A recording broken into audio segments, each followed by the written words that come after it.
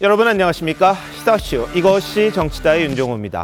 윤석열 대통령이 조금 전 청와대 영빈관에서 국민과의 대화 형식으로 국정과제 점검회의를 주재했습니다. 조금 전에 마쳤는데요. 윤 대통령은 노동, 연금, 교육, 개혁은 필수다. 인기가 없어도 반드시 개혁하겠다는 의지를 분명히 했습니다. 자, 이 내용들은 잠시 뒤에 전해드리도록 하고요. 이런 가운데 대장동 사건의 핵심 인물이죠. 김만배 씨가 극단적 선택을 시도해서 충격을 주고 있습니다. 이 병원에 옮겨진 김 씨 생명에는 지장이 없는 걸로 알려졌지만 지금 중환자실에 있다고 합니다. 새벽에 4차례나 자해를 시도했다는 이야기가 있는데요. 20시간이 지나서 왜 119에 그때서야 신고했는지 여러 가지 의혹이 제기되고 있습니다. 자, 이재명 민주당 대표를 향해 가던 막바지 검찰 수사의 돌발 변수가 될지 전문가들과 한번 짚어보도록 하겠습니다. 어서 오십시오. 김만배 씨가 어젯밤 극단적인 선택을 했다는 소식 들려왔습니다. 시도를 했는데 결국은 변호사가 김만배 씨를 찾아서 병원으로 이송을 했습니다. 119가 오고 그랬는데요. 자, 관련 영상 준비했습니다. 그리고 향후 재판에 성실히 임하겠습니다.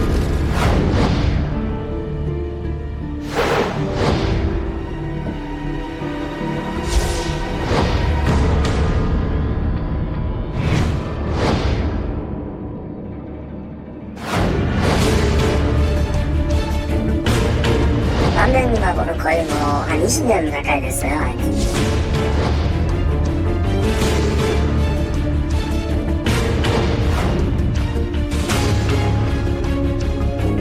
무리한 강압 수사가 김만배 씨를 막다른 곳으로 내몰고 있습니다. 검찰에 묻고 싶습니다.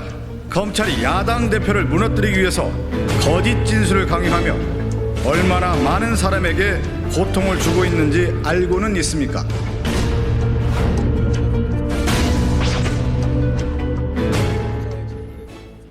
네, 극단적인 선택을 시도했던 김만배 씨. 변호인이 신고를 했다고 합니다. 왜 이런 일이 있었고 왜 20시간이 지나서야 119에 신고를 했는지 여러 가지 의문점이 있는데요. 자, 배성균 위원 어떻게 보십니까? 네, 김만배 씨가 14일 새벽에 네. 본인이 스스로 가슴 그리고 또 4차례 그래서 또 목 이런 데에서 총 4번에 걸쳐서 자기가 스스로 자해를 했다고 합니다. 물론 네. 상처는 깊지가 않아서 예. 뭐 생명하고는 전혀 지장이 없고 소방대원들 출동한 소방대원들에 따르면 경미한 자상이었다 네. 이런 얘기인데요. 예. 그러니까 근데 의문점은 그겁니다. 뭐 물론 극단적인 선택을 할 수 있긴 한데 근데 이게 그렇게 깊지도 않았고 근데 자기가 그렇게 행동을 한 이후에 변호인한테 직접 전화를 수차례 해서 네. 변호인한테도 예. 통화를 여러 번 했다는 거예요. 그리고 통화를 하면서 극단적 선택을 할 수 있다는 거를 암시를 해서 네. 그래서 변호인이 저녁에 예. 그러니까 20시간 후에야 예. 이 그 뭐 수원에 있는 뭐 대학 네. 앞에서 이 김만배 씨 차를 발견해서 봤더니 뭐 뭔가 자상 흔적이 있고 피해 흔적이 있더라. 그래서 네. 119를 불러서 예. 119한테 긴급 이제 그 치료를 받고 그렇죠. 그 다음에 아주대 병원으로 가서 중환자실에 입원했다 네. 이건데요. 근데 이 과정이 원래 극단적 선택을 하는 분이 물론 전화를 할 수 있지만 예. 이 20시간 후에야 이게 병원에 간 것도 좀 이상하고 네. 그래서 과연 극단적 선택을 할 진정한 의도가 있었던 것이냐 예. 아니면 극단적 선택을 하는 모양새를 보여주려고 했던 것이냐 네. 이런 거에 대한 의문이 지금 있는 겁니다. 근데 알겠습니다. 김만배 씨는 현재는 뭐 병원에 들어가서 지금 아무도 만나고 있지 않기 네. 때문에 자세한 그 의도는 알 수 없지만 그래서 정치권에서는 여러 가지 해석이 나올 수가 있는 알겠습니다. 상황입니다. 배 의원 아까 극단적인 선택할 수 있다고 그랬지만 해서는 안 되는 겁니다. 네. 누구든지요.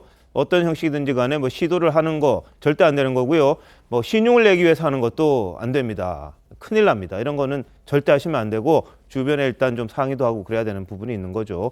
근데 김만배 씨가 말씀하신 것처럼 다행히 큰 상처가 있다든지 출혈이 아주 많다든지 그런 상황은 아니었던 것 같아요. 119 이야기를 들어보면 환자와 소통이 가능했다는 겁니다. 의사소통이. 그리고 겉보기에도 문제가 없어서 일단 병원으로 옮겼는데 자상이 좀 있답니다. 칼로 한 그런 것 같은데 그래서 이 봉합술 등을 좀 받고요. 처음에는 나올 수 있을 줄 알았는데 일단 중환자실에 가서 좀 안정을 취하는 그런 형태가 아닌가 이렇게 해석이 되고 있는데 자, 설주환 변호사. 네. 지금 상태는 어떻고 지금 왜 그런 것 같아요, 설 변호사? 일단은 그러니까 그 외부적인 상처는 그렇게 심한 것 같지는 않습니다. 어느 정도 그 일단 단순히 이송을 한 다음에 응급처치와 그 다음에 퇴원을 할 줄 알았지만은 그렇지만은 제가 봤을 때는 상당히 정신적으로 지금 많이 조금 안정을 그러니까 굉장히 예. 위태위태한 단계가 아닌가라는 생각을 해보는 게 이게 일반적으로 예를 들어서 극단적인 선택을 그렇다고 한다면 예. 짧은 시간 안에 본인이 어떠한 그런 결정을 하게 돼 있는데 20시간 정도에 흐른다는 것은 그 정말 그 범례가 많았다고 생각이 들거든요. 그리고 심리적으로 굉장히 불안정한 상태에 있다 예. 지금. 그렇기 때문에 오히려 그 과정에서 오히려 자해를 한 것은 아닌가라는 생각이 들었고 네. 끝내 이제 본인이 생각했었을 때 자신의 지금 상태가 그래도 어쩌는 정도 이 극단적인 상황보다는 예. 그래도 끈을 잡아야 된다 생각을 했기 때문에 저는 변호인에게 연락을 네. 해서 아마 지금 구호 조치가 된 것 같고요. 그래서 이제 지금 병원에서 중환자실에서 안정을 찾아 심리적인 예. 안정을 찾아서 나오겠다고 생각을 해서 아마 지금 재판을 연기를 하고 아마 네. 지금 이제 중환자실에서 지금 회복 중인 것으로 보입니다. 알겠습니다. 자, 그런데 김만배 씨의 이런 갑작스러운 소식, 법조계와 측근들 사이에서는 좀 의외다 이런 반응이 나왔다고 합니다. 왜냐하면 구치소 수감 이후에도요 표정이 그렇게 어둡지가 않았다 그랬어요. 그런 말들이 있었고 재판 출석할 때 표정이 안정돼 보였다 이런 평들은 있었습니다. 물론 본인의 마음과는 다를 수가 있죠. 출소할 당시에도 김만배 씨 담담했거든요. 한번 보시죠. 소란을 일으켜서 여러모로 송구스럽다는 말씀드리겠습니다. 그리고 법률적 판단을 떠나서 죄송하다는 말씀도 드리겠습니다. 그리고 향후 재판에 성실히 임하겠습니다. 네, 근데 김만배 씨가 최근 들어서 주변에 자신의 신병과 관련한 뭐 여러 가지 이야기를 했다고 합니다. 왜냐하면 이 재산을 은닉했다 이렇게 지금 지목받는 사람들이 지금 체포가 된 그런 상황입니다. 그분들에 대해서도 지금 구속영장이 청구가 된 형편이고요. 그래서 자꾸 뭘 만들어내라고 검찰이 압박하는데 내가 허위 진술을 하든지 아니면 내가 사라지든지 해야겠다 이런 말을 주변에다가 했다는 그런 보도가 나왔습니다. 뭔가를 진술해야 할 것 같다. 그게 두렵다. 이런 토로도 했다는 거거든요. 김 교수님 보실 때 어떻습니까, 이 부분은? 사실 저렇게 큰 국민적 관심을 받고 있는 큰 네. 범죄의 키맨이지 않습니까? 예. 그리고 이게 수사가 또 다시 재수사가 되면서 또 새로운 사실들이 새롭게 밝혀지고 있어서 그 한가운데 있는 중심 인물이기 때문에 네. 뭐 개인적으로 재판을 받고 처벌을 받을 것에 대한 두려움, 뭐 공포심 이런 것들도 있었겠지만 또 그걸 떠나서 보면 김만배 씨 위로 있는 그 김만배라는 키맨 위에 있는 건 바로 또 지금 현직 민주당 당대표인 이재명 대표로 예. 또 의혹이 모아지고 있기 때문에 네. 아마 본인이 어떻게 이 검찰 수사를 정리해서 어떻게 재판을 받아야 할지에 대해서 예. 무지하게 많은 고민들이 개인적으로 있을 거라고 생각합니다. 네. 그 개인적인 고민이 정말 내가 입을 다물고 있어야 되는 것인지 아니면 진실을 밝혀야 되는 것인지 예. 그런저런 고민과 번뇌가 컸겠죠. 저는 네. 그런 면에서 극단의 선택에 대한 유혹이 있을 수 있었다는 그런 이해가 됩니다. 그러나에도 불구하고 저는 아까 앵커도 말씀하셨고 우리 배성기 의원도 말씀하셨습니다만 석연치 않은 그 행동은 있는 거죠. 네. 그러니까 새벽에 몇 차례 이 자해를 했던 그 흔적하고 20시간이 지난 다음에 변호사하고 전화통화를 하면서 또 운전도 했다고 그래요. 그러면서 결국 차에서 발견이 돼서 이제 응급처치를 받고 지금 병원에 입원한 상태이기 때문에 네.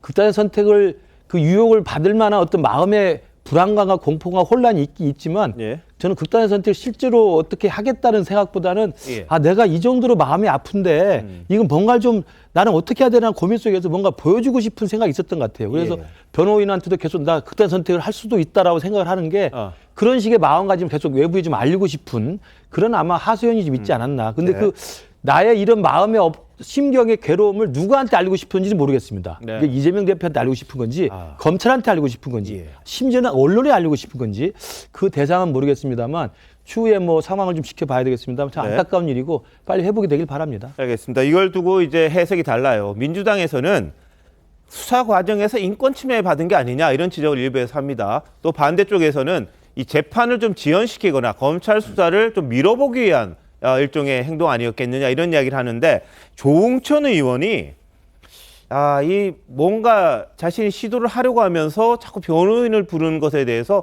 이건 뭐지 싶었다 이런 말을 합니다. 그 이유가 뭔지 조응천 의원의 이야기 한번 들어보시죠. 극단 선택을 했는데 곧장 변호인을 불렀다. 변호사가 119에 연락을 했다. 그렇죠. 뭐지? 뭐 그런 건 좀 있더라고요. 극단적인 선택을 하다가 금방 후회를 하고 그걸 단념했던 건지 아니면 극단적인 선택을 하려는 그런 그림을 보여주려고 했던 건지 나는 그 돈만 지키면 된다. 그렇죠. 라는 게 있기 때문에 검찰은 그렇다면 땡전 한 푼 안 남게 해주겠다. 그럼 어떡할래? 계속 버틸래? 알거지를 만들어주겠다. 라는 그런 시그널. 거기에 대해서 김만배 씨는 고심을 하다가 진짜 극단적인 선택을 했다면 네. 신경 변화가 있을 수도 있겠는데 조금 더 두고 봐야 되겠다. 네, 조 의원이 검사 출신입니다. 그러다 보니까 이 피고인 내지 피의자의 심리 상태에 대해서 그래도 잘 알고 있지 않겠느냐 이런 추측이 가능하죠. 그러다 보니까 김만배 씨에 대해서 이제 검찰이 압박하는 수단, 지금 돈을 많이 벌었어. 이게 이제 어디 있는지 잘 찾아야 되는데 못 찾는 부분도 있을 텐데 지금 보면은 헬멧맨이라고 지금 나와 있잖아요. 그런 사람들한테 뭔가 돈이 건네가고 오고 이런 것들이 지금 하나씩 드러나기 시작하는 겁니다. 그러다 보니까 김만배 씨 입장에서는 야, 이거 나 감춰놓은 것까지 다 없어지는 거 아니야? 그럼 어떡하지? 라는 그런 게 있지 않았겠느냐 이런 이야기거든요. 좀 민선 원장님 어떻게 보세요? 그런 측면이 상당히 강하다고 저도 그 판단이 있습니다. 근데 이건 이제 보면은 이 그런 극단의 선택을 한 시점을 보면은요. 네. 방금 말씀하신 그 은닉을 돈을 갖다가 좀 숨겨줬던 그 사람들이 지금 체포됐단 말이에요. 네네. 체포된 날 다음 날 새벽에 지금 이런 일을 시도했다는 것 자체가 첫 번째로는 심리적 압박이 굉장히 왔다. 왜냐하면은 체포되고 그분들의 최모 씨랑 집을 압수수색을 했는데 거기서 대장동 관련 그 문건을 갖다가 좀 이렇게 숨겨놨는데 그것도 지금 발견됐다고 그러고 그래서 이게 모든 전모가 드러나게 되는 거 아닌가라는 그 심리적 압박. 네. 그러다 플러스에다가 이러다가는 내가 개도 잃고 구록도 잃고 다 있는지 않냐. 그래서 내가 실리적으로 좀 금전이라도 좀 챙겨보자 하는 측면에서 검찰 수사를 좀 지연시켜보고 이런 대책을 강구하기 위해서 이런 그 호구지책을 선택한 게 아닌가. 내가 뭐 김만배 씨를 너무 비하하는 건 아니지만 아무튼 그런 본인으로서는 할 수 없이 이런 그 선택을 할 수밖에 없지 않았느냐 하는 그런 판단이 좀 씁니다. 알겠습니다. 경찰이 이제 가족들의 동의를 받아서 이 김만배 씨의 차량에 대한 감식을 진행했는데 무슨 흉기라든지 아니면은 뭐 남기는 글이라든지 이런 것들은 없었다고 합니다. 근데 최근 김만배 씨가 측근 체포에 굉장히 괴로워했다 이런 보도들도 나왔습니다. 현재 검찰이 김만배 씨의 재산 은닉을 도와줬던 조력자들에 대해 구속영장 2명에 대해서죠. 구속영장을 청구했다고 합니다. 특히 그중에 일명 헬멧남으로 불리는 최모 씨가 이 김만배 씨와 20년직인데요. 구치소 마중을 할 만큼 최측근으로 알려져 있죠. 관련 영상부터 보시겠습니다.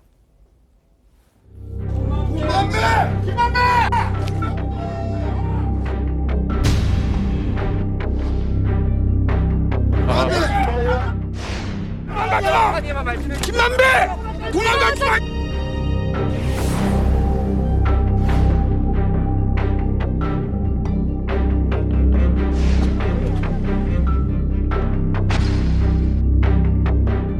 혹시 또 기각될지 모르니까 네, 나 이제 가본 거예요.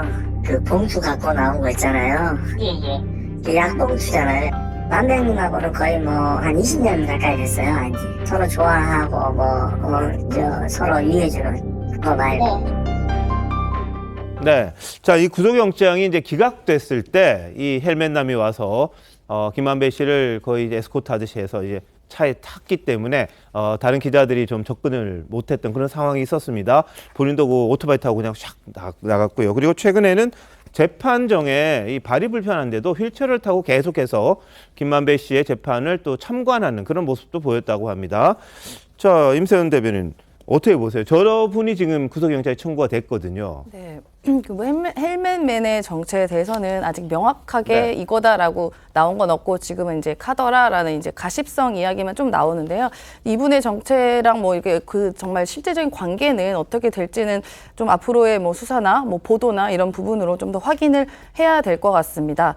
그리고 이제 김만배 씨는 보면 보통 되게 좀 진중한 성격이라고 해요. 그러다 보니까 오히려 구속이 되어 있을 때 상태가 오히려 조금 더 차분했었는데 그 이후로 이제 나와서는 많은 기자들의 이런 관심과 또 이런 차량으로 뭐 도망갈 만큼 기자들이 따라왔던 이런 경우들도 있고, 그리고 지금 재판이 좀 진행 중인 과정에서도 느끼는 여러 가지 이런 불안감과 압박이 여러 가지 멀티적으로 좀 상호작용하지 않았나 싶습니다. 그리고 어떻게 보면 좀 본인과 약간 가깝다고 지금 보도에 나오면 하는 사람들이 좀 나 때문에 계속 이게 뭔가 좀 불행해지고 좀 힘든 상황이 생기게 되면 이건 김만배 씨가 아니라 그 누구라도 좀 여러 가지로 어렵고 힘들겠죠. 당연히 뭐 가족은 마찬가지일 것이고요. 그렇기 때문에 김만배 씨가 여러 가지 좀 생각이 있어서 차에서 이제 조금 여러 가지 생각을 통해서 좀 이런 일이 있었던 것 같은데, 또 어떤 보도에 의하면은 변호인에게 뭐 전화를 20시간만 했다고는 하지만 사실 변호인이 그 전에도 좀 이런 불안한 감정을 좀 많이 좀 느꼈다고 하더라고요. 김만배 씨랑 대화하면서. 그래서 사실상 위치 추적 같은 것도 좀 하고 있었고 뭐 그랬던 얘기도 사실 있습니다. 네. 예. 자, 지금 막 들어온 속보 하나입니다. 지금 김만배 씨의 이 극단적인 선택 시도와 관련해 변호인이 지금 반응을 보였는데 그게 뭐냐면요. 김만배 씨가 먼저 알린 거 아니다. 김만배 씨가 변호인들에게 내가 뭐 극단적인 선택을 시도하고 있다는데 약간 그런 걸 암시한다든지 그런 말을 한 게 아니다. 이렇게 이야기를 했고요. 늦게 발견했다면 목숨이 좀 위험했을 수도 있다. 늦게 발견했다면 목숨이 위험했을 수도 있다. 그러니까 이게 뭐 지금 일부에서 추측하는 보여주기라든지 이런 건 아니다. 본인의 실질적인 그런 행위가 있었다. 이런 취지로 이야기를 하는 것 같습니다. 그리고 변호인들이 여러 차례 김만배 씨에게 연락을 계속 하면서 위치를 파악을 했고 이 자해하는 거를 막았다. 이렇게도 본인들이 이야기를 했습니다. 그러니까 김만배 씨의 변호인은 김만배 씨가 본인들에게 연락한 것도 아니고 자신들이 좀 이상해서 계속해서 연락을 했다는 겁니다. 그리고 변호인이 내가 만나자고 했다. 그래서 20번이 넘게 김만배 씨를 설득해서 겨우 어디 있는지를 알게 됐고, 그래서 119에 신고했고, 이 상태를 보고 이 옷깃에 뭐가 있는 걸 보고 119에 신고를 했던 거지. 이 자해를 늦게 발견했더라면 생명에도 위험했을 그런 상황이다.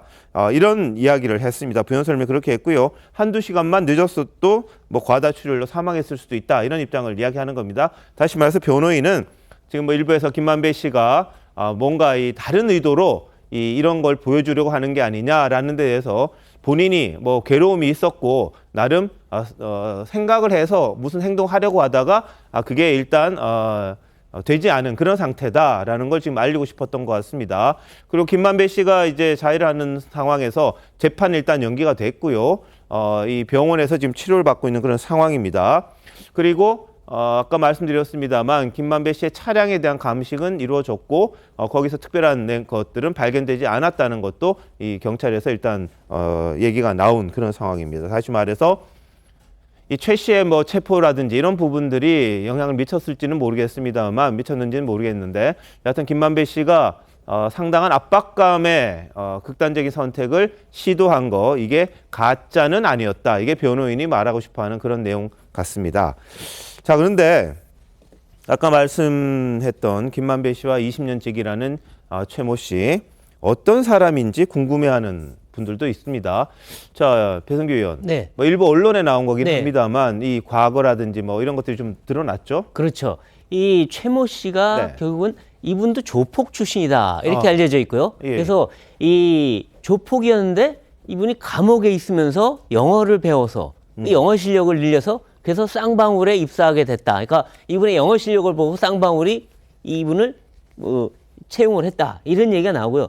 그래서 이 사람이 지금 보면 또 최연소 이 성균관 부관장에도 올라갑니다. 그러니까 어떤 그 인연으로 갔는지 그거는 정확하게 안 나옵니다만 성균관 부관장에 오를 정도로 이분이 아주 한때 잘 나갔고 그래서 김만배 씨랑 오랜 기간 아주 오래전부터 알고 있었고 김만배 씨랑 돈 거래도 상당히 있었던 걸로 나옵니다. 그래서 뭐 수십억대 돈이 왔다 갔다 했다 이런 이 의혹까지 나오고 있는데 그럼 이 돈 거래는 어떻게 된 거냐? 그래서 이게 쌍방울 그룹과의 김만배 씨와의 어떤 연결고리 아니냐 최모 씨가 이런 얘기입니다. 그래서 이 그 쌍방울 그룹이 지금 어떻게 보면 이재명 대표에 대한 그 변호사비 대납 의혹을 받고 있고 또 이 그 경기도랑 함께 대북 사업을 하면서 또 경기도 지원도 받고 또 이 경기도랑 함께 사업을 했다 이런 얘기가 나오는데 거기 핵심 연결고리가 최모 씨가 될 수 있다. 그러다 보니까 이 최모 씨를 수사할 경우에 예. 거기서 쌍방울과의 거래 또는 네.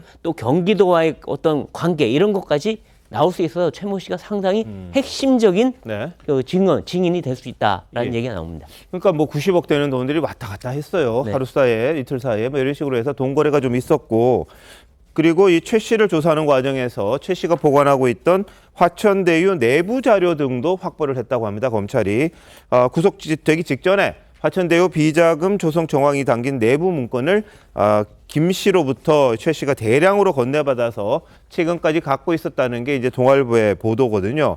그래서 김만배 씨 입장에서는 이 최 씨가 구속이라도 된다든지 아니면 수사를 받을 경우에 이 대장동 사건과 관련한 여러 가지 증거들이 또 드러나지 않겠느냐. 그리고 뭐 건물 사고 뭐 이런 내용들도 좀 있는 것 같던데 그런 부분들에서도 자신의 재산 은닉이라든지 이런 것들이 뭐 감춰둔 재산이 다 드러나게 되면은 정말 아무것도 없는 그런 상황이 될 수도 있어서 심경이 굉장히 복잡했다 이런 해석이 나오는 거거든요.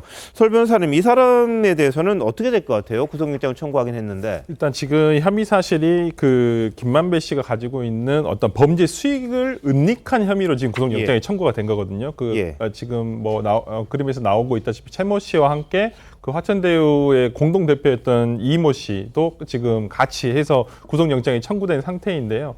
근데 이 부분은 글쎄요. 그러니까 저는 영장 발부가 될 우려도 있다고 보지만은 예.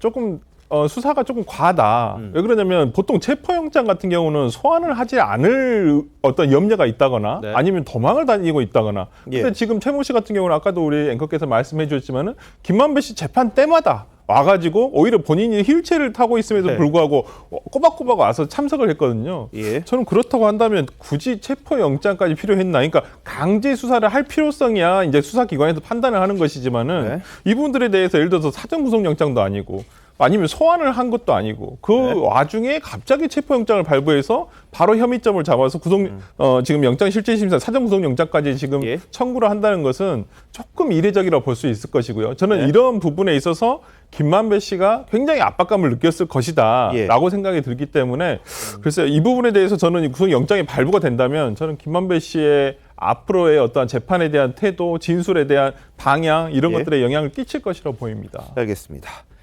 대장동 인물들 가운데서는요, 김만배 씨 전에 유동규 전 본부장이 한때 극단적 선택을 시도했던 적이 있었습니다. 당시 이재명 지사가 이 사실을 먼저 아는 일이 있어서 또 논란이 되기도 했었죠. 그 당시 모습 한번 보시죠. 제가 들은 바로는 작년부터 이혼 문제 때문에 집안이 너무 문제가 있다고 그래서 아마 그 체포당할 당시에 그 압수수색 당시에 자살한다고 약을 먹었다고 해요. 예, 그걸 제가 한번 들어보니까 자살한다고 약을 네, 먹었다는 정리해 얘기는 주십시오. 들었지만 그 얘기 내용은 전혀 모르고 있습니다. 네.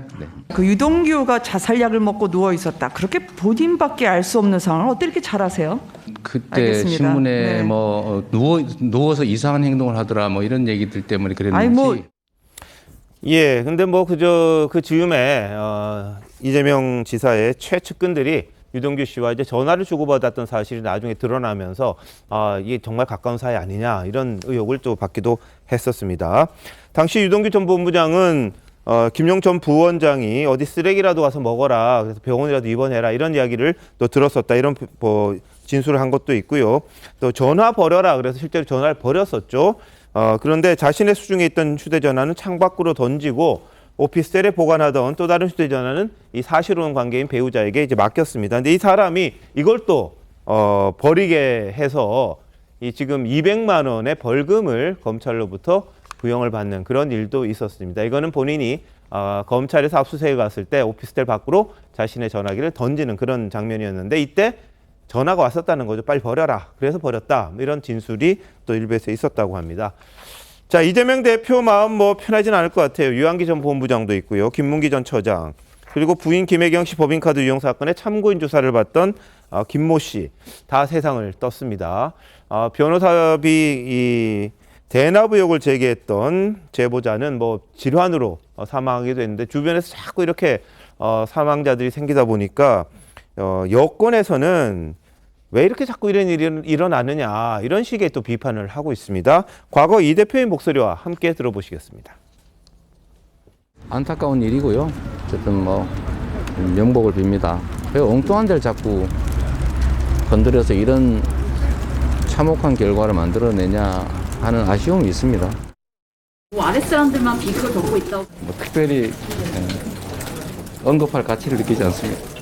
사장님 관련해서 일정이 안타깝지요. 뭐 일부에서는 그 산하 직원이고 뭐 해외 출장도 같이 갔는데 어떻게 모를 수 있냐 그러지만 제가 뭐 그 실제로 하위 직원이라서 기억이 안 나고요. 저는 그분이 왜 돌아가셨는지를 모르죠. 참으로 안타까운 일이고 피의자들은요 그런 생각을 합니다. 나는 죄를 안 지었는데 죄를 지었다고 보여질 증거만 이렇게 모아가지고 다 들이대면 갑자기 멘붕에 빠집니다. 내가 아무리 결백하다 해도 안 믿어줄 것 같아요. 방탄 투어 와중에 이재명 대표 주변 사람들이 계속해서 끔찍한 일들을 당하고 있습니다. 이미 4명의 사람이 세상을 떠났고 어제는 김만배 씨 같은 이재명 대표의 핵심 관계자가 끔찍한 일을 시도한 것입니다. 왜 이재명 대표 주변에 있는 사람들만 계속해서 이런 일이 벌어지는 것입니까? 네, 여권에서 이렇게 좀 비판의 목소리를 내고 있습니다. 자, 민 원장님 어떻게 보셨습니까? 예, 그러니까 이재명 대표 주변에 특히 관련된 사람들이 6명이 지금 극단적 선택을 시도했는데 그중에 4명은 지금 현재 이제 숨진 고인이 되신 상태고요. 지금 유동규 씨하고 김만배 씨만 지금 그 극단적 시도를 한 상태에서 이렇게 나와서 이재명 대표에 대한 시선이 곱지 않은 것이 자연스러운 일이 됐는데 김만배 씨 부분만 축약시켜서 말씀드리면요. 김만배 씨는 지금 이 재판에 붙여지기도 했습니다만 수사가 진행되고 있어요. 수사가 더 진행되고 있는 것이 뭐냐면은 바로 천화동인 1호 대장동의 이익금이라고 하는 1208억에 그 주인이 누구냐, 그 지분이 어떻게 되느냐, 여기에서 이재명 대표하고의 관련성을 집중적으로 지금 김만배 씨와 김만배 씨 주변의 사람들을 갖다가 지금 계속 수사를 하고 있단 말입니다. 그런 상황 속에서 이루어진 극단적 이런 시도기 때문에 결국에는 그 일하고 관련시켜서 볼 수밖에 없다. 예. 그래서 이것이 자칫 잘못하면은 이 국민 여론상으로 봤을 적에는 결국에 이재명 대표를 보호하기 위해서 김만배 씨가 지금 이렇게 이런 극단적인 선택 시도를 통해서 수사를 좀 지연시키거나 네. 수사를 갖다가 무력하게 만들려고 하는 그런 의도가 있지 않느냐 하는 판단도 할 수 있다는 생각에서 좀 그 염려스럽습니다. 알겠습니다. 근데 아까 말씀하신 6분 중에 또 한 분은 또 질환으로 가신 분도 있어서 다는 아니라는 거 말씀드리고 또 이건 이제 일부에서 이제 이야기하는 주장일 수 있고 이재명 대표와 관계성에 대해서는 이제 검찰이 좀 더 수사가 필요한 부분이라는 것도 좀 말씀드리겠습니다. 자, 임평 대변인. 그러니까 이게 전형적인 사실상 직업적 음모론 아닙니까? 이재명 대표랑 근처에 조금만 알아서 뭐 어떠한 이유로 돌아가셔서 그게 마치 이재명 대표가 뭐 그거에 대한 핵심 한 가운데로 얘기해지는 것만은 이재명 대표도 매우 물론 아시는 분이기도 하고 어떨 때 뭐 멀리 아는 분이기도 합니다만 굉장히 뭐 곤혹스러울 거예요. 근데 마치 그거를 이재명 대표 때문에 몰아가는 것 이거야말로 저는 뭐 프레임 짝이다라고 생각이 듭니다. 그렇게 따지면 예전에 또 돌아보면 뭐 지금 국민의힘에 있었던 관련된 이런 비리 있었을 때 무슨 뭐 빨간 프라이드에서 누구 돌아가신 분들 저는 이런 얘기 말씀드리기가 너무 죄송스러운데 뭐 그런 건들이 다다 있는데 그런 걸 연결하려면 한도 끝도 없지 않겠습니까? 그래서 전형적으로 저는 이 프레임은 이렇게 계속 안 좋은 뉴스 뭐 안 좋게 돌아가신 것들 이런 게 나온 거를 그냥 계속 너 때문이야 해서 너라고 이야기를 하고 싶은 그런 심리가 작용하지 않았나 싶습니다. 알겠습니다. 자, 김만배 씨는 남욱 변호사라든지 유동규 씨와는 달리 대장동 사건에 대해서 이 대표의 연루 의혹을 줄곧 부인하고 있는 상황이긴 합니다. 자, 이번 시도가 앞으로 김만배 씨의 뭐 진술이라든지 이런 부분에 어떤 영향이 있을 건지 많은 분들이 궁금해하시는데요. 좀 지켜보도록 하겠습니다.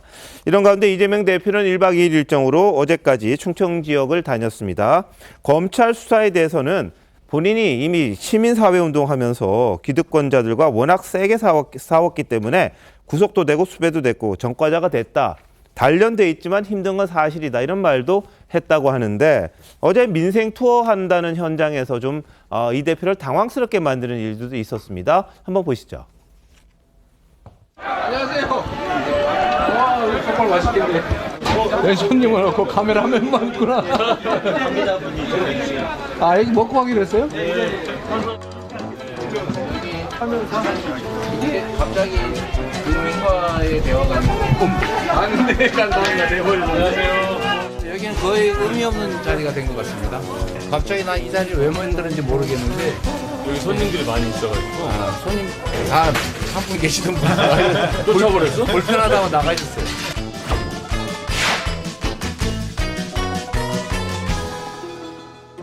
대책을 세우고 용기를 북돋우고 길을 열어가는 것이 바로 정치가 해야 되는.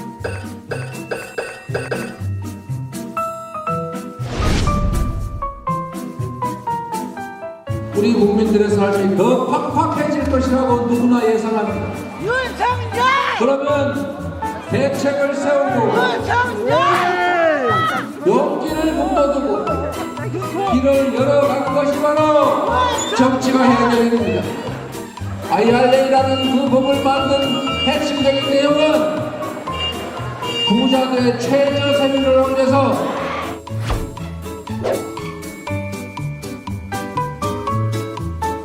대표님 환영합니다. 초부자 감세 꼭 통과시켜주세요. 이거 잘못 쓰신 거죠?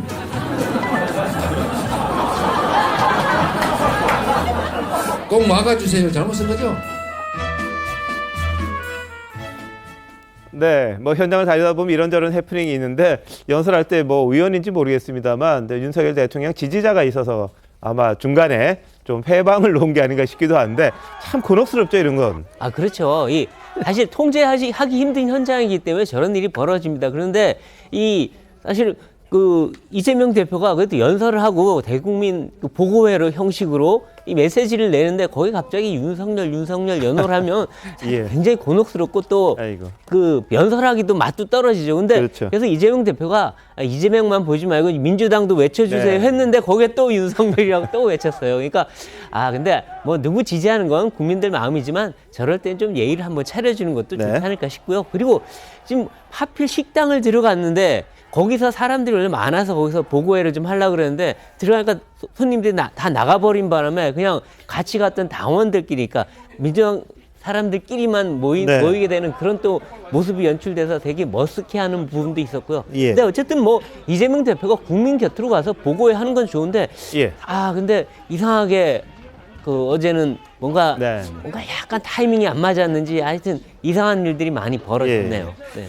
자, 이재명 대표 이제 민심 투어를 좀 다니는 중입니다만 이 사법 리스크와 관련돼서 일부에서는 지금 그거 할 땐가라고 이렇게 또 비판하는 목소리도 좀 있다고 합니다. 여하튼 이재명 대표 오늘 국회에서 국회의장이 제안했던 예산안을 받는 걸로 일단 이야기를 했다고 하는데요. 법인세 1% 정도 낮추는 걸로. 근데 지금 국민의힘에서는 그것만이 다가 아니다. 그래서 예산이 지금 아직까지도 난항인 것 같습니다. 한번 지켜보도록 하고요. 오늘 윤석열 대통령이 오늘 1차 국정과제 점검회의를 청와대 영빈관에서 주재를 했는데요. 자, 뭐 눈길을 끈 사람 이 한동훈 장관이었습니다. 한동훈 장관인데 윤 대통령이 이제 성폭력 강력 대응이라든지 또 이 마약 관련 이런 이야기를 했을 때 한 장관이 점검회의에 참석해서 답변을 한 게 있습니다. 더 탐사와 연결시켜서 한번 저희들이 하려고 하는데요. 일단 한번 보시죠. 여성을 대상으로 한 범죄가 끊이지 않고 있습니다. 이로 인해 저 같은 젊은 여성들 그리고 그 가족들이 느끼는 불안감은 생각하는 것보다 훨씬 더 심각합니다. 이에 관한 대책이 듣고 싶습니다. 여성이 불안한 이런 사회라고 하는 것은 우리 사회 전체가 불안한 그런 국가가 되는 것입니다. 실체법, 절차법적인 제도들을 아주 촘촘하게 설계를 하고 아주 매우 신속하게 여성이 불안해하지 않는 그런 그 환경을 만들어내야 될 것입니다. 법무부 장관께서 좀 설명을 해 주시기 바랍니다. 제가 언론이나 국회에서 질문받을 때 별로 긴장 안 했었는데요. 국민들로부터 직접 질문 받으니까 참 많이 떨립니다. 다 공직자로서 더 큰 책임감을 느끼고 있습니다. 최근에 많은 불안이 있는 것 중에서 악성 성범죄자가 출소 이후에 우리나라가 형량이 너무 낮습니다. 이런 악성 성범죄자들의 경우에는 아동들이 많은 학교나 이런 지역 주변에는 아예 살지 못하게 하는 미국의 제시카법 같은 획기적인 제도를 우리나라의 환경과 제도에 맞게 도입하는 방안을 적극적으로 검토하겠다는 말씀도 드리겠습니다. 예, 김부식 교수님 어떻게 들으셨습니까? 오늘 사실 이제 대통령 지지율이 좀 올라가는 그런 상승 추이가 있고요. 예. 그리고 오랜만에 이렇게 관계 장관들 그리고 국민들 패널을 모아서 국민들에게 생방송으로 이 그 국정과제 점검회를 하는 과정이 있고, 그러니까 오늘 여기서는 이제 그 여성들의 이제 불안, 그 흉악범들로부터의 불안에 대해서 이야기했던 것에 대한 답변만 나온 겁니다만, 저는 조목조목 몇 가지 해야 될 개혁 과제들 그리고 또 챙겨야 될 내용들 이런 것들에 대해서는 대통령이 아주 잘 짚고 있고 방향을 잘 잡고 있다고 생각합니다. 특히 지금 나왔던 그 화면만 보더라도 일단은 흉악범죄로부터의 여성들이 안전한 사회, 그 국가를 만들기 위해서 대통령도 확고한 의지를 갖고 있고 관련 부처 장관으로서 한동훈 장관도 국회에서와는 달리 굉장히 조곤조곤하게 아주 자세하게 설명을 잘해주고 있습니다. 그래서 그런 부분이 윤석열 정부가 정말 밑에서부터 차곡차곡 지지를 쌓아 올라가서 국민들을 위해서 일할 수 있는 바탕이 됐으면 좋겠고요. 저는 이러한 오늘과 같은 행동이나 그 행사가 앞으로 좀 자주 있어서 지금 도어 스태핑이 좀 중단된 상태이기 때문에 좀 대신해서 국민과 소통할 수 있는 그런 자리를 만들었으면 좋겠다는 생각을 해봤습니다. 알겠습니다. 자, 뭐 자세한 거 대통령이 이제 이야기했던 개혁 관련은 조금 뒤에 하고요. 지금은 이 한동훈 장관을 둘러싼 뉴스들이 있어서 일단 그것부터 좀 다루도록 하겠습니다. 이 마약에 대한 거 한 장관도 상당히 마약에 대해서 이야기를 많이 했었죠. 우리나라가 이제 마약 청정국의 지위를 놓치는 그런 일이 있는데 오늘 질문이 나왔어요. 실제 오늘 출연하신 분 중에 과거에 이제 마약을 했던 분이 나와서 이 질문을 한 겁니다. 자, 마약 없이 근데 윤 대통령의 답이 의미심장했는데 한번 들어보실까요? 이 마약값이라고 하는 것은 국가의 단속이 강해지면 거기에 대한 위험 부담료가 이제 붙는 건데, 마약값이 떨어진다는 얘기는 국가가 단속을 안 했다는 얘기입니다. 사실 좀 부끄러운 얘기입니다. 법무부 장관께서 우리가 다시 마약 청정국이 될 수 있는 구체적인 방안에 대해서 좀 설명을 해 주시기 바랍니다. 대통령님께서 말씀하셨지만 피자 한 판 값으로 마약을 살 수 있고, 현재 대마는 옛날 히피들이 하던 수준의 그런 대마가 아닙니다. 질적으로 굉장히 다른 물건이 되어 있죠. 분명히 심각한 상황입니다. 그러나 지금부터 전쟁하듯이 막으면 막을 수 있습니다. 우리나라가 자녀들을 학교 보낼 때, 어린 자녀들 학교 보낼 때 혹시 마약하지 않을까 하고 걱정하는 나라가 돼서는 안 되지 않겠습니까? 저희 정부가 반드시 막아내겠습니다. 예, 자, 설정 변호사 어떻게 들으셨어요? 네, 일단 뭐 마약에 대해서는 뭐 철저한 엄벌의 의지가 보여서 참 다행이다 싶은데, 근데 이제 저는 윤석열 대통령이나 그 한동훈 법무부 장관이나 지금도 마약 수사 경찰이 잘 하고 있습니다. 실제 그리고 그러니까 검찰에서도 지금 대검 우리가 홈페이지에 들어가잖아요. 그 마약 수사와 관련해 가지고 엄청 자세하게 돼 있어요. 실제 안 하고 있는 거 아닙니다. 그러니까 저는 우리 사회가 어찌 보면 이 마약 거래에 대한 어떤 신종 마약 거래, 특히나 최근에 SNS를 이용한 이 익명성을 바탕으로 한 어떤 마약 거래들이 너무나 다양해지고 그 통로가 유통 통로가 너무나 많아지다 보니까 참 이렇게 국가기관에서 어떤 수사기관에서 잡기가 힘든 사실은 분명히 있습니다. 이 부분에 대해서 저는 오히려 법무부 장관은 어떤 총론적인 얘기, 그다음에 검찰이 할 수 있는 얘기, 그 다음에 저는 오히려 그 이상민 장관의 행안부에서 경찰이 어떻게 할 것인가. 실질적으로 90% 이상의 마약 단속은 경찰에서 하고 있거든요. 그렇다고 한다면 좀 이 부분까지 좀 짚어서 같이 해줬으면 좋았겠지 않겠느냐라고 저는 보고 싶고요. 그 대통령께서 검찰이 손을 놓고 있었다라고 얘기하는데 손 놓지 않고 있었고요. 그다음에 손을 놓고 있었다고 한다면 지금 윤 대통령이 불과 2년 전까지 검사 아니셨습니까? 그렇다고 한다면 저는 이 부분에 대해서는 검찰도 분명히 책임감을 가지고 있어야 된다는 생각, 지적하는 말씀이라고 생각을 하고 있고요. 이 부분에 대해서는 앞으로 조금 더 적극적인 마약 수사에 대한 의지를 보여주신 것 같아서 참 다행이다 생각합니다. 알겠습니다. 윤 대통령이 이야기한 거 그거죠. 이제 이른바 검수완박법이 되면서 검찰은 손 놓고 경찰은 이제 정보라든지 수사, 소추 이런 게 이제 한꺼번에 돼야 되는데 그게 좀 느슨해지면서 제대로 되지 않은 게 아니냐 이런 지적을 한 것 같고요. 한 장관 뭐 이 마약 수사 너무 많이 하려고 한다 그래서 야권에서 지금 지적받지 않고 있습니까? 근데 그런 부분들을 끝까지 해보겠다는 의지를 오늘 이 국민과의 대화에서도 드러낸 것 같습니다. 국정과제 점검회의 뭐 일종의 국민과의 대화 형식이었습니다. 근데 앞서 한동훈 법무부 장관이 청담동 술자리 의혹을 제기했던 김의겸 민주당 의원과 더 탐사 관계자 고소를 했습니다. 10억 원의 손해배상 청구 소송 제기했었죠. 더 탐사가 이렇게 이야기했어요. 고소장으로 보이는 서류를 공개하면서 10억짜리 연애 편지다 이런 이야기를 하면서 한 장관을 어떻게 보면 약간 꼬집었습니다. 자, 어제 경찰에 출석했던 더 탐사 측의 주장 한번 들어보시죠.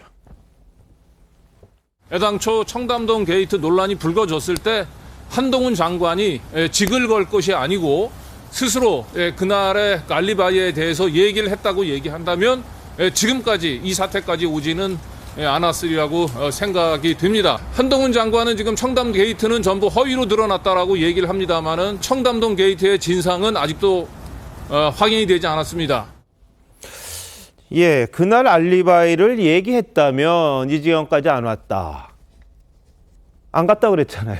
안 갔다 그랬는데 안 간 걸 그럼 안 간 것에 대한 간 거를 의혹을 제기한 쪽에서 뭔가 좀 제시를 하고 맞냐 틀리냐 이렇게 물어봐야 되는 것 아닌가 싶은데 지금 더 탐사 측에서는 그날 당신이 뭐 했는지 나한테 얘기해줘 뭐 이런 식의 지금 문제 제기를 하는 것 같습니다. 그날 알리바이를 왜 이야기를 안 하느냐 이렇게 자꾸 이야기를 하는데 한 장관 집에 갔다는 건데 자 민삼 원장님 어떻게 보십니까?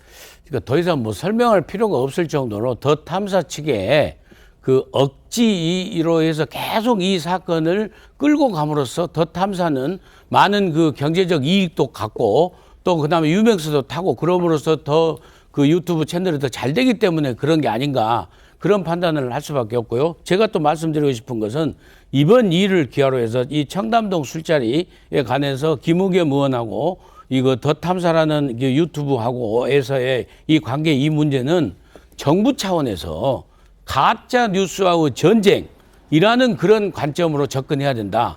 그래서 지금 현재요. 사실은요. 가짜 뉴스가 우리 민주주의를 대한민국의 민주주의를 좀먹고 있다고 저는 생각을 합니다. 네. 그리고 그 대표적인 그 사례가 지금 현재 판을 치고 있는 대표적인 가운데 대표적인 사례가 바로 청담동 술자리란 말이에요. 그런데 청담동 술자리 사건은 이미 거의 본인이 그 첼리스트가 얘기할 정도로 가짜 뉴스로 사실 아닌 걸로 밝혀졌는데도 불구하고 네. 더 탐사 측에서는 계속 저 문제를 갖다가 끌고 가고 있거든요. 예. 꼬리에 꼬리를 물어서. 그래서 좀 더 단호한 네. 당국의 그 대책이 필요하다. 네네. 저는 그 말씀을 드리고 싶습니다. 알겠습니다. 더 탐사는 계속해서 자신들의 이 관련 내용을 게재를 하면서 조롱조로 한 장관에게 계속 글을 남깁니다. 예를 들면 빨강이 고소, 파랑이 증거라는데 고소 내용은 내 마음이 너무 아파 이런 거라고 그러고 증거 자료 80%는 국회 회의록이고 나머지는 신문기사다. 서울대 법대 나왔다더니 무슨 이렇게 써오냐 다시 써와 이런 식의 글을 버젓이 올립니다. 뭐 본인들은 언론이라 그러는데 언론사에서 저런 식으로 이렇게 하는 일이 있나 싶기도 할 정도예요. 어떻게 보셨습니까? 네. 사실 저희도 언론이지만 저런 행태는 안 보이거든요. 네. 그러니까 같은 언론이라고 하기 좀 부끄러울 정도인데 근데 저런 조롱은요 좀 심한 겁니다. 왜냐하면 아니 고소장 내용이란 게 원래 그런 거예요. 이런 걸로 내가 심적인 타격을 받았으니 네. 거기다 손해배상해라 이런 얘기인데 그걸 갖고 저런 식의 무슨 학교까지 거들먹거리면서 저렇게 조롱하는 건 언론의 태도가 아니죠. 언론은 네. 자기들이 보도한 게 맞는지 아닌지 정확하게 판단해서 맞으면 맞다고 하는 거고 아니면은 정정 기사를 내주면 되는 거예요. 근데 그걸 안 하고 지금 저렇게 어떻게 보면 장사를 하고 있는 것 같은 느낌을 주는데 거기다가 아유 신나 뭐 이러면서 하는 거는 좀 지나친 거고 그리고 이런 걸 통해서 아마 이 야권 내에서 네. 더 탐사가 아마 대표적인 뭐 무슨 유튜브나 네. 어떤 예전에 낙곰수라든가 김호준 씨 같은 그런 자리 위치를 차지하려고 하는 것 같은 느낌을 주는데 네. 이런 장사하는 모습은 언론의 본령이 아닙니다. 예, 뭐 본인들이 언론에 자꾸 이야기하는데 본인이 언론이 아님을 오히려 증명하는 게 아닌가 이런 이야기도 나오는 것 같습니다. 저는 그 알리바이를 대라고 하잖아요. 예. 저는 저건 말이 안 되는 개인의 사생활 침해입니다. 다짜고짜 너 몇 월 며칠 몇 시에 어디 갔었다는데 아니에요 안 갔어요. 그러면 어디 있었어라는 대라는 거 아닙니까? 네. 그것도 보통 사람이 아니고 대통령이고 국무위원입니다. 네. 그래서 저 부분은 사실은 저 강진구 씨만 주장했던 게 아니라 저 청담동 술자리 의혹이 제기됐을 때 국회의원 중에도 한 분도 난 저 이야기 했던 걸 제가 기억이 납니다. 알리바이를 대라. 그럼 대통령이 동선을 다짜고짜 근거도 없이 사실 확인도 없이 물어보는데 그럼 돼야 된다는 게 알리바이를 대는 겁니까? 저는 정말 무지막지한 저는 언론을 빙자한 행포라고 생각합니다. 저는 저런 논리로 자꾸 이걸 계속 개입해서 사건을 키우기 때문에 저 아까 우리 민정사 원장이 가짜뉴스의 전쟁이라고 이야기했습니다만 저는 아예 저 더 탐사가 하는 저는 말도 안 되는 짓거리를 언론이 보도하지 않는 게 좋다고 생각합니다. 네네. 과거에 기억나실지 모르겠습니다만 충청북도 도의원 중에 한 분이 내밍 발언으로 굉장히 소란스럽게 한 적이 있었어요. 예. 국민들 상대로 계속 싸우면서 막말을 막 써좀 차렸는데 이게 계속 언론에 나니까 더 신나가지고 더 막말을 더 했어요. 네. 저는 그런 부분들은 무시가 최선의 정책이다. 예. 저는 그래서 더 탐사는 이미 국민들이 언론으로서 보지 않고 예. 그리고 진보 우파 중에서 진보 좌파 중에서 일정적인 상업적인 목적을 띠고 저런 계속적으로 집요하게 하는 거기 때문에 네. 무시해 주는 것이 예. 국민의 판단에 맡기는 것이 맞다고 생각을 합니다. 알겠습니다. 10억 소송 결과까지는 저희들이 알려드려야 되지 않을까 합니다만. 이 술자리 의혹 진원지가 됐던 첼리스트 여성 이미 전 남자친구를 속이려고 거짓말을 했다 이렇게 이야기를 했습니다. 더 탐사는 아직도요. 첼리스트 여성이 한동훈 장관이 무서워서 진실을 얘기할 수 없다 이렇게 말했다고 주장을 합니다. 한번 보시죠. 거짓말을 한 거라고 얘기를 하면은 이 첼리스트가 또 다른 사람한테도 그 얘기를 했거든요. 남자친구 속이려면 왜 그걸 다른 사람한테 얘기를 했을까? 걔가 나한테 그런 얘기를 한 적이 없다니까. 기억을 혹시 못 하시거나 하실 것도 아니에요. 아직 젊습니다, 제가.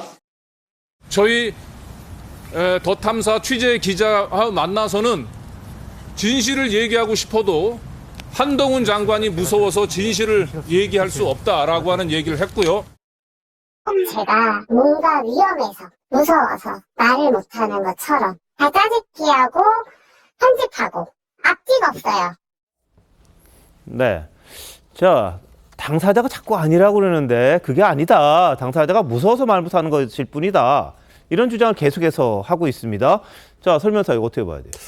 그러니까 지금 학증 편향에 빠지신 것 같아요. 스스로 어떠한 그 기준을 계속 그게 진실이라고 믿고 어떠한 주변의 상황을 그걸 본인에게 유리하게 지금 와전인수격으로 지금 받아들이고 있는데요. 저는 이 부분에 있어서 아니 말을 했다라고 지목한 사람이 아니다라고 했었으면 저는 여기서 모르겠습니다. 더 탐사라는 곳은 그렇게 할 수 있다고 봅니다. 유튜브를 기반으로 한 본인들이 언론사라고 하니까 이게 경제적 이득이든 진실을 탐구하기 위해서든 본인들에게 할 수 있죠. 예를 들어서 정말 우리나라에도 정말 언론사 많지 않습니까? 그 중에 저는 하나라고 생각을 하고 네. 오히려 저는 이쯤에서 민주당 그리고 특히나 김의겸 의원께서는 이 부분에 대해서는 지금 한번 끊어줄 필요가 있다고 봐요. 여기서 알겠습니다. 더 이상 여기에 동조를 해서 예. 아직도 나는 못 믿겠다. 그럴 필요는 없다고 보고요. 나중에 진실이 다시 나타나게 된다면 그걸 믿을 만한 증거를 국민 누구나가 봤을 때 그럴만 하다라는 생각이 어떤 확실한 증거가 있다라고 한다면 그때 가서 다시 말씀하셔도 되는 부분인데 저는 지금은 아니라고 봅니다. 자, 그런데 말이죠. 이 더 탐사는 그렇다 쳐요. 근데 민주당에서도 아직 사과를 안 합니다. 인정을 안 해요. 김의겸 의원 동의 못하고 다시 그 자리가 돼도 그 이야기를 하겠다. 이렇게 이야기를 합니다. 무슨 말인지 한번 보시죠. 그날 술자리를 가신 기억이 있으십니까? 윤석열 대통령도 이 자리에 이 청담동의 바에 합류를 했습니다. 기억나십니까? 윤석열 대통령님, 한동훈 법무부 장관 전혀 오지 않았었고요. 저는 그래도 본 적이 없어요. 저는 뭘 했나요? 왜 안 나오죠? 뒤에? 이거의 노래를 불렀다고 합니다. 동백 아가씨 얘기했던 윤도현 노래나 이런 거 그날 그냥 다른 사람이 신청해서 제가 연주한 것도 맞아요. 지금은 답변 시간입니다. 일단 불법 취재했고요. 허위사실 유포했고 자기 때문에 듣고 싶은 거 계속 듣고 싶은 거고. 녹취 내용 중에는 자세한 내용이 담겨 있어 그 신빙성이 매우 높아 보입니다. 신빙성이 1%도 없다. 제가 거짓말한 부분에서 인정하고 빨리 이제라도 정리하고 싶다. 예, 당사자가 자꾸 정리하고 싶다는데 의원들은 믿질 않는다. 그게 사실이 아닐 수가 없다. 의혹이 계속 제기된다 이런 식입니다. 그리고 사과 제대로 안 합니다. 자, 임선 대변인, 민주당 입장이 그런 거예요? 아니면 개인적인 입장이에요? 저도 이제 이 자리에서 이 관련된 김의겸 의원과 이 더 탐사 관련 이 첼리스트 이거 얘기를 거의 비슷한 말을 몇 주째 계속 드리는 것 같아서 저도 조금 마음이 그렇게 편하지는 않습니다만 이제 김의겸 의원 말은 그거죠. 그냥 이 진실은 나중에는 진짜 모릅니다, 정말로. 근데 아직까지 나온 걸로 의하면 지금 우리가 보이는 결과로 보고 있지 않습니까? 근데 그 당시 갔었을 때 시작으로 보면 이러한 제보가 2개가 있고 한 명은 이세창 그 총재, 그다음 한 명은 첼리스트가 있는데 둘의 결이 똑같다 하면 뭔가 의심스러운 정향이 있다라고 생각이 드는 거고, 또 이거는 좀 우리가 좀 슬픈 현실이긴 한데 대통령이 술자리를 갔다? 대통령이 술을 좋아했어, 평소에. 그러니까 매우 신빙성 있어 보인다라고 이제 생각이 드는 거죠. 그래서 이제 한동훈 장관은 물론 이제 이런 건 있습니다. 한동훈 장관은 술을 원래 안 먹는다는 얘기가 이제 많이 알려져 있었기 때문에 저런 태도를 보고 저분 술을 안 좋아하는데 그렇게까지 갔을까라는 그런 의구심은 있었죠. 근데 김의겸 의원은 어쨌든 그런 상황에서 여러 가지 의문점이 있으니 그걸 이제 어쨌든 한동훈 장관도 있다 하니 계속 그렇게 의원으로서의 이제 질의를 드리는 거고요. 근데 그 이후에 이제 이게 가짜다, 뭐 거짓말이다 이런 얘기도 나오면서 또 다른 한편에는 뭐 첼리스트가 아까 말씀드린 것처럼 뭐 무서워서 말을 못했다라는 게 이게 막 뒤섞이다 보니까 뭐 일부 이런 부분을 믿는 사람도 있고 이런 부분을 믿는 사람도 있다 보니 김의겸 의원은 이왕 칼을 딱 뽑았으니까 뭐 그냥 본인이 가고 싶은 길을 가시는 거 아닌가라고 저는 생각이 듭니다. 알겠습니다. 네. 자, 그럼 민주당에서는 당 차원에서 최고위원회에서 이걸 틀었잖아요, 그죠? 그랬으면 만약에 이게 어디까지 가야 이게 가짜고, 그럼 그게 사실이 밝혀졌을 때 민주당 어떻게 할 것 같으세요?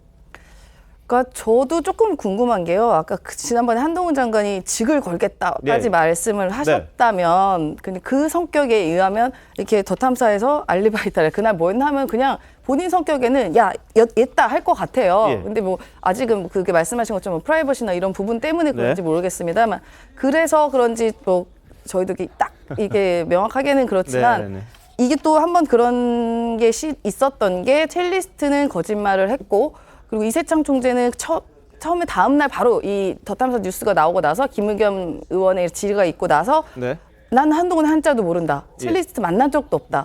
그 술자리 간 적도 없다라고 얘기했는데 경찰 조사에서는 어쨌든 첼리스트와 이제 알았던 친분이 깊었던 사이란 것도 나오고 그런 술자리도 뭐 한동훈 장관과 윤석열 대통령은 오지 않았다고 치더라도 그게 있었기 때문에 그런 좀 의심스러운 정황이 있다. 네, 뭐 그런 취지라고 저는 보여집니다. 알겠습니다. 재판 결과 나와야 되겠군요. 민주당 입장에서는요.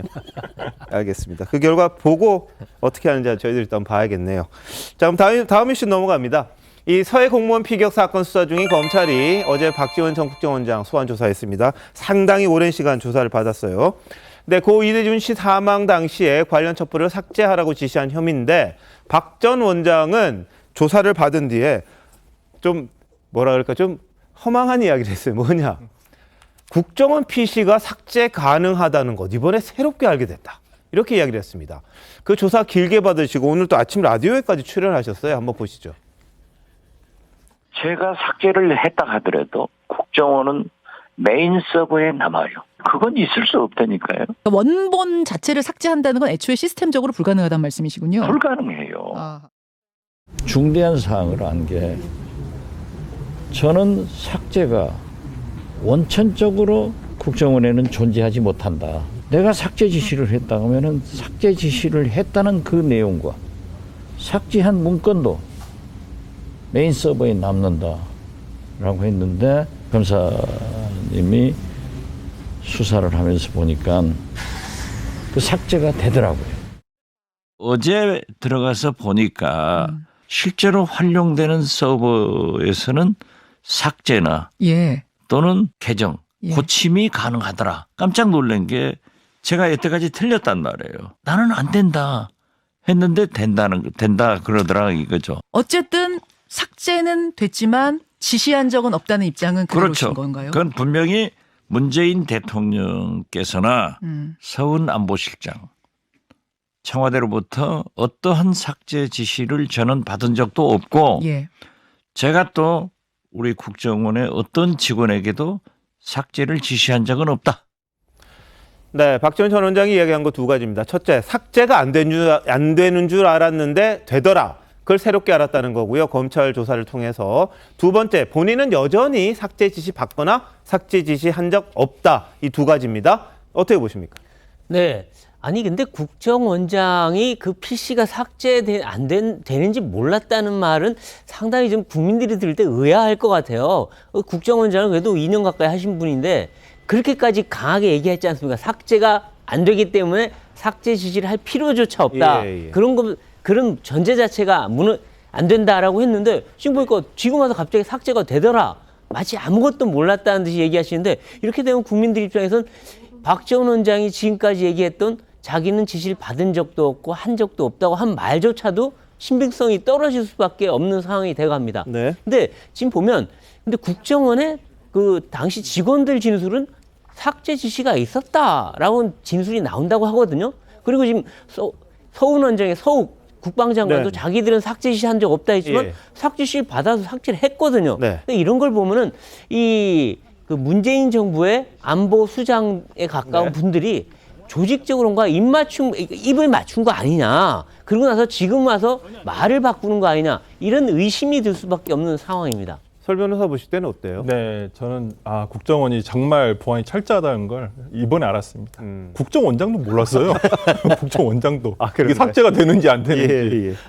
특히 이제 국정원장이 또 이 실무적인 컴퓨터를 직접 하거나 그러지는 않으실 거라고 생각을 해요. 뭐 어떤 보고 사항에 대해서 결정을 한다거나 아니면 승인을 한다거나 뭐 아마 그렇게 됐으리라 생각하고 이번 문제가 불거지면서 본인도 물어봤겠죠. 뭐 본인의 비서실장이라든지 관련 직원에게 물어봤을 거라 생각합니다. 그러니까 이 부분이 도대체 어떻게 되는 거냐. 본인이 특히나 방송 거의 하루에 몇 개씩 하시잖아요. 그렇죠. 그렇기 때문에 설명을 해야 되는데 아마 그때 이제 들으셨을 때 본인은 그렇게 했는데 그 설명해준 직원도 정확하게 이 보안 사항이라서 정확하게 모르고 있었다는 것이 저는 보였다고 생각을 해요. 그리고 지금 박지원 전 원장이 얘기를 한 것이 저는 신빙성이 떨어진다라고 보기보다 정말 몰랐다고 생각이 들었고요. 그래서 당연히 몰랐다고 한다면 거기에 대한 고의가 없다고 봅니다. 저는 삭제에 대한 얘기를 들은 바도 없고 본인이 한 적도 없기 때문에 이 부분 그리고 메커니즘도 정확하게 모르고 있었기 때문에 저는 고의가 없었을 거라고 봅니다. 알겠습니다. 뭐 검찰이 어떻게 할지 좀 지켜봐야겠습니다. 구속영장 청구한다는 말도 있고요.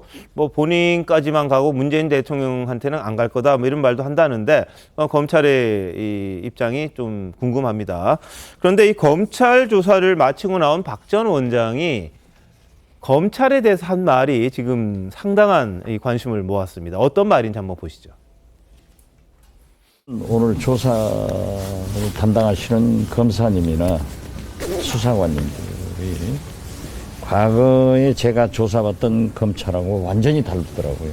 굉장히 친절하고 조사하는 방법도 아주 선진화돼가지고 우리 검찰의 발전 사항에 대해서 높이 평가를 합니다.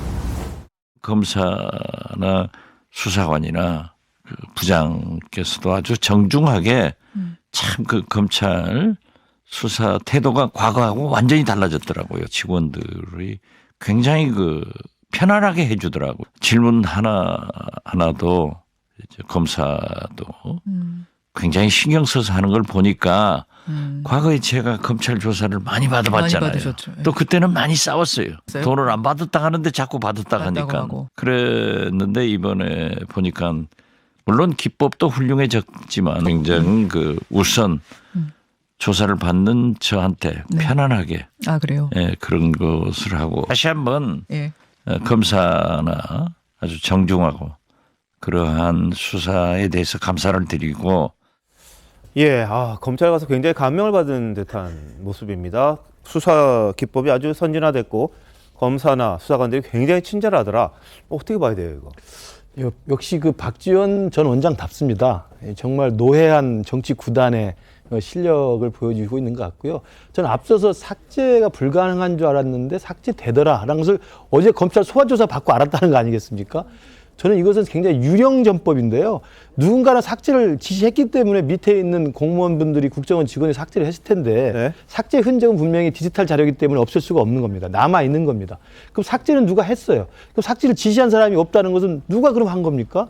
저는 며칠 전에 임종석 전 실장이 페이스북에 썼습니다만 이제 이런 사건에 대해서는 정무직 공무원들이 책임 있게 나를 잡아가라고 이야기하는 게 좋습니다.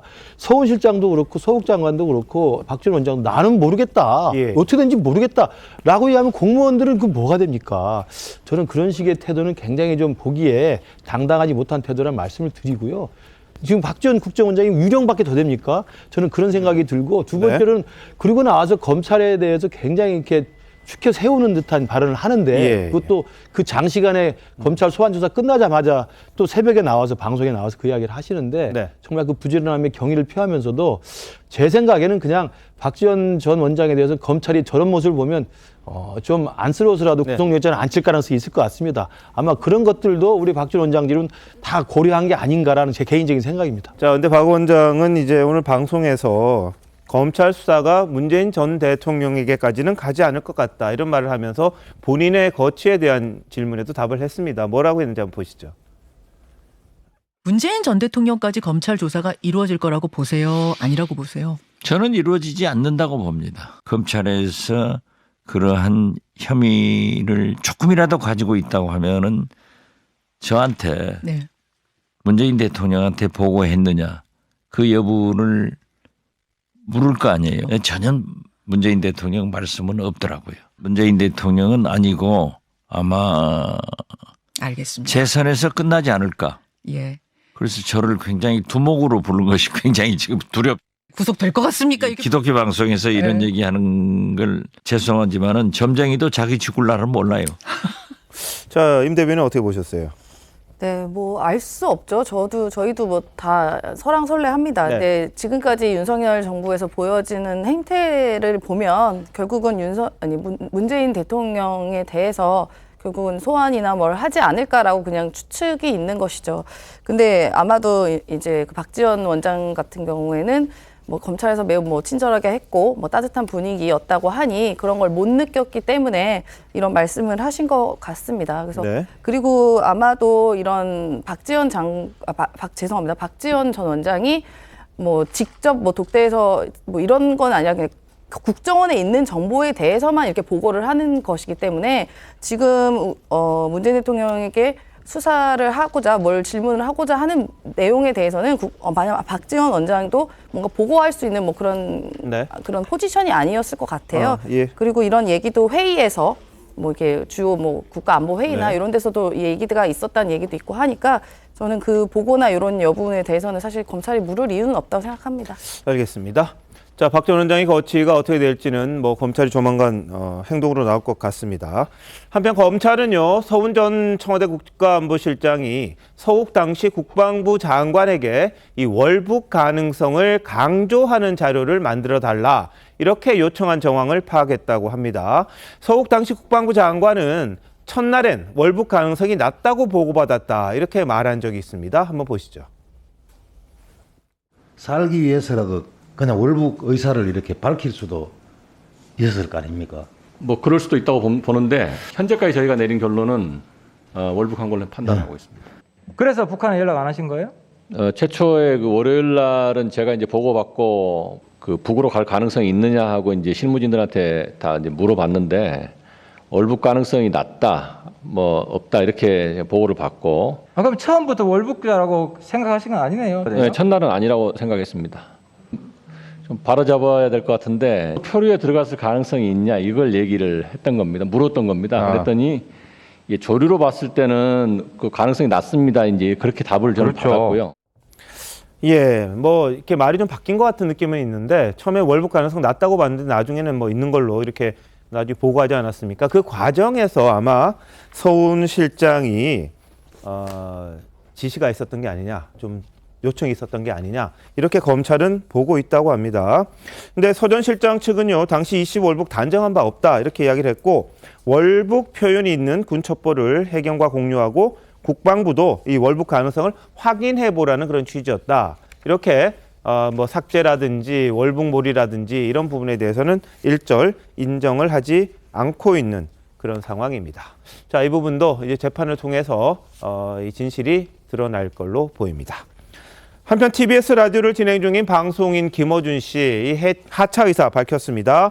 그런데 지금 이름이 김어준의 뉴스공장이잖아요. 이걸 TBS에 4차 하더라도 유튜브로 그대로 이름과 형식을 가져가겠다 이런 이야기가 좀 나옵니다.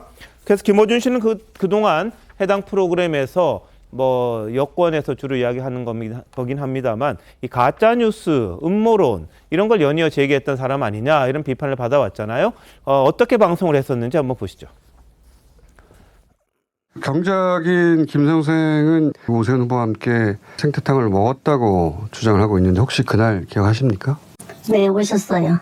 기억해요. 하얀 면바지에 심하게 캐주얼 로퍼. 안에 멋진 구두였죠. 로퍼의 브랜드도 생각나시죠? 그게 이 정도면 오세훈 후보가 당시 내곡동 측량 현장에 갔었다는 것은 이제 더 이상 논란의 여지가 없는 거 아닙니까? 뉴스공장이 줄리 의혹을 다루기로 한 것은 검찰 커넥션 등이 다 이 줄리 의혹에서 출발하기 때문인데요. 단순 사생활이 아닌 거죠. 가겠다고 사전 예고도 했다는 거잖아요. 네. 언론의 이런 취재 방식, 집 앞으로 쳐다가는 거 비판받을 때 있습니다. 상대가 어떤 힘없는 개인이라고 하면 비판받을 여지 있죠. 근데 그 대상이 한동훈 장관 정도 되는 권력자라면 이건 취재 일환으로 용인돼야 된다고 봅니다. 주거 침입 들어간 건 아니잖아요. 예, 뭐 김어준 씨 본인의 생각을 굉장히 강하게 방송에서도 또 이제 지상파에서 이야기를 하는 그런 스타일이어서 뭐 호불호가 굉장히 엇갈리는 그런 사람이죠. 근데 TBS 4차를 하는데 지금 뉴스공장이라는 상표권을 출원해서 심사 대기 중이라고 해요. 근데 TBS에서는 이거 가지고 아직 뭐 일어나지도 않은 일이니까 입장을 낼 건 아니다 이렇게 이야기를 합니다만 내부적으로는 이게 이래서 되는 거냐? TBS라는 공신력을 등에 업고 방송을 해온 건데 이걸 이런 식으로 하는 건 곤란하지 않느냐 이런 비판도 있다고 합니다. 어떻게 보십니까? 네, 이 김어준 씨가 사실 뉴스공장을 통해서 자신의 정치적 위상도 높였고 또 네. 엄청난 또 연봉도 받았고 그렇게 이게 사실 TBS가 그냥 민간 방송이 아니에요. 그 서울시가 운영하는 공적인 언론 매체입니다. 근데 그걸 하면서 온갖 그 가짜 뉴스 논란부터 그다음에 막만 논란까지 여러 가지 논란을 일으켰는데 그 과정에서 본인이 정치적으로 크고 그다음에 돈도 벌어놓고 그걸 다시 가져가서 밖에 가서 똑같은 거에 또 하겠다 하면 이건 사회적 공기를 자기가 사적으로 이용하는 거라고 비판을 받을 소지가 상당히 큽니다. 더군다나 지금 김어준 씨 전에 낙곰수를 하면서도 상당히 어떤 야권의 막구 실력 자체로 행세를 해왔거든요. 근데 그거를 다시 한번 가져가서 더 연장해서 자신의 정치적인 그 입김을 계속 가져가겠다. 그런 의도로 보여서 상당히 부적절하다는 알겠습니다. 비판을 받을 수밖에 없어 보입니다. 설 변호사님, 법적으로 어떻게 문제가 됩니까?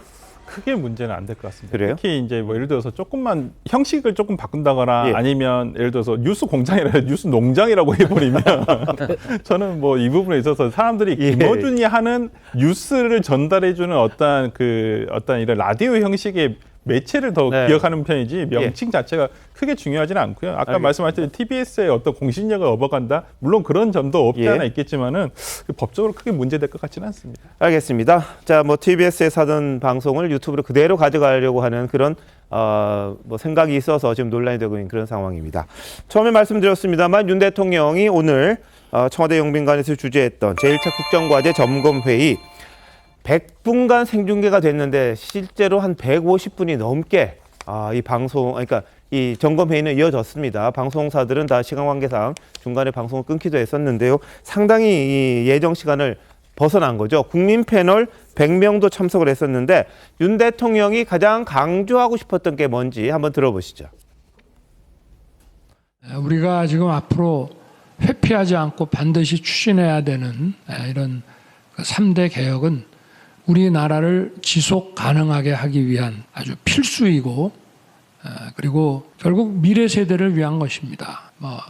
그래서 이 개혁이라고 하는 것은 인기 없는 일이지만 회피하지 않고 반드시 우리가 해내야 합니다. 네, 3대 개혁, 노동, 연금, 교육 이 개혁을 이야기하는 겁니다. 인기가 없더라도 회피하지 않고 반드시 해내겠다 이런 입장을 밝혔습니다. 어떻게 보십니까?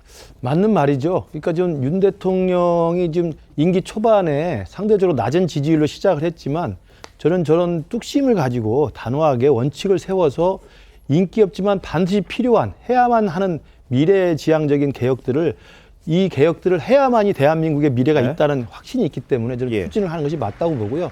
이야기 나왔던 이 교육개혁, 연금개혁, 노동개혁은 매 정부마다 계속 주장했던 것들입니다. 그러나 번번이 좌초되고 실패했습니다. 왜냐하면 개혁이라는 것은 기존의 제도의 기득권을 가진 사람들, 이해관계 있는 사람들의 저항이 너무 크기 때문에 쉽지가 않습니다. 그리고 그에 관련돼서 이해 당사자가 아니면 사실 크게 큰 관심도 별로 없는 경우도 있어요. 그래서 저는 국민만 바라보고 또 국가의 미래 발전 전략만 바라보고 저 어려운 개혁이지만 세 가지가 반드시 필요한 개혁이기 때문에 꾸준하게 단호하게 원칙적으로 추진하는 게 맞다고 보고요. 한 말씀 더 붙이면 저는 윤 대통령의 그런 성격이나 리더십 스타일이 그것들을 하기에 적격이라고 생각하기 들고 또 하나는 좀 죄송한 말씀이지만 임기 초반에 상대적으로 낮은 지지율이 저런 개혁을 뚝심 있게 할 수 있는 오히려 또 호조건이 될 수도 있습니다.